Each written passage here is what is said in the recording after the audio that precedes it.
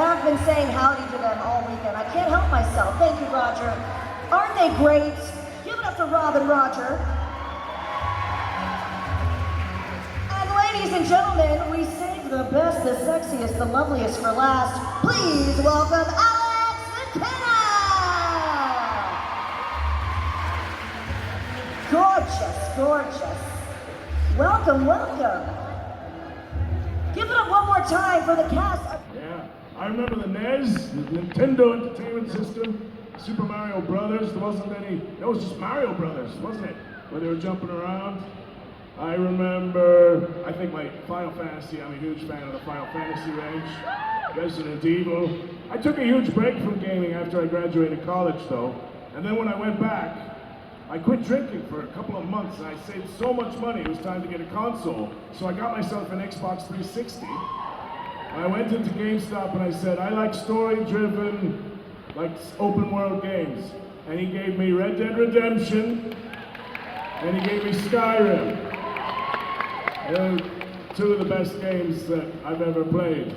And two games that my wife didn't mind watching either, because the horses and the beautiful scenery. So yeah, I'm a massive gamer, and but the thing is now I call it research. Now it's actual work. And I couldn't hear what Roger responded, but I used to love my Atari 2600 when I was little. And I loved, as awful a game as it was, I loved E.T. Mostly for the box art. What are you playing right now? Right now I'm playing Get to Heathrow. Although right now I'm playing a wonderful game called Expedition 33. Yeah. I love it. Hey man, safe travels. Thanks for being here. Thank you. I love all you cowpokes. I love everybody there. I wish I was with you all and have fun with my colleagues. They're some of the finest people I know. Let's cheer for Ben. Thank you, Ben. That's a panel first. That was amazing. Thank you, Ben. That's tremendous. Well, final question for me then. If you guys want to go ahead and line up with your questions at the I microphone. don't know if they kept it in the game. I think they might have. But you have the choice to help him, right? Or you could just stand there and watch him. Yeah? And if you do that for long enough, a bear's gonna come and maul him.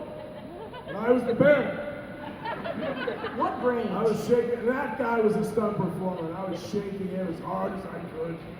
And then at the end, you know, because typically, like with film, you know, when they have a slate at the beginning of a scene so they can sync the sound and so that they know what the scene number is and all that. Well, in performance capture, the slate is called a T-pose. Yeah? You all know it, you probably know. So yeah, I was the bear, and after I mauled this guy in the bear trap, funniest thing in the world, because we would see ourselves up on the pre-visual screen, and you see a bear doing a T-pose. It was really funny. Roger the bear. That's a fun fact. Hello. Well, it wasn't as good as they wanted it to be. So they weren't going to use something that was halfway. That's not how they do things. You know what I mean? So now they definitely could have let John swim in the Red Dead Redemption 2 and then made there be some kind of an accident, which would make sense. But they said no, he still can't swim. Which is, no, I love it. But no, yeah, I can swim. I idea what I was auditioning for, and because I was sent to the audition by my commercial agent, so there are different kinds of agents that you can have. Theatrical agents send you out for TV shows, movies, theater, maybe, I'm not even sure. And you have a commercial agent that sends you out for commercials. And that's who sent me on the audition. So I really thought I was auditioning for a video game that had already been made. And thank God, I mean, there was no pressure, really, because I thought, I don't have any idea what this is.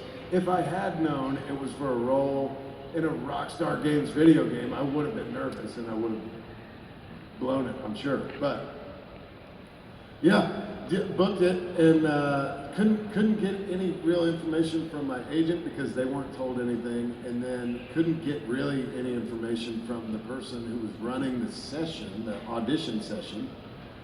like, what is this? And they were like, yeah, you know, it's just it gave me a line of something that made no sense, and I thought, you didn't answer my question, but they couldn't.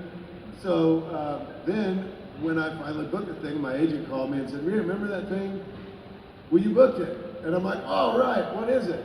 And they said, we still don't know. And so it wasn't until we got our non-disclosure agreements that we actually knew what it was that we had booked. But it was from that second on, one of the most incredible experiences. I know for me, it's 17 years ago now that happened. And it's changed my life in such a positive way. I don't even know how to explain it. It has transformed my existence into something. I had no idea where I would be without this experience, but thank God I had it, and I've enjoyed every second of it. So, just bonkers, crazy.